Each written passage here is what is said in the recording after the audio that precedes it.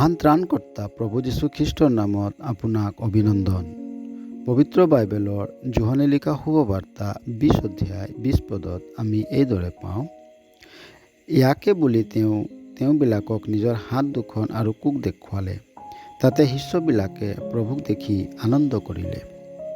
পবিত্ৰ শাস্ত্ৰৰ বাক্য অনুসাৰে প্ৰভু যীশু আমাৰ পাপৰ নিমিত্তে মৰিল, তেওঁক মৈদামত দিয়া হ'ল আৰু তেওঁ পবিত্ৰ শাস্ত্ৰৰ বাক্য অনুসাৰে তৃতীয় দিনা জি উঠিল।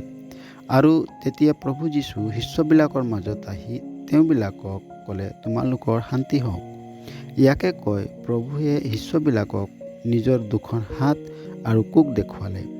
প্ৰভু যীশুৱে নিজৰ পুনৰুত্থানৰ সত্যতাক প্ৰকাশ কৰিবলৈ নিজৰ দেহৰ ঘাঁবোৰ দেখুৱালে। হাত আৰু ভৰিত গজালৰ ঘাঁ, মূৰত কাঁইটৰ কিৰীটিৰ ঘাঁ, চাবুকৰ ঘাঁ, ওখত জাঠিৰ ঘাঁ। মানুহৰ মুক্তিৰ বাবে যি বেদনা সহিলে, যি দণ্ড আমাৰ হয় তেওঁ সহিলে, এই ঘাঁবোৰ তাৰ প্ৰমাণ হয়।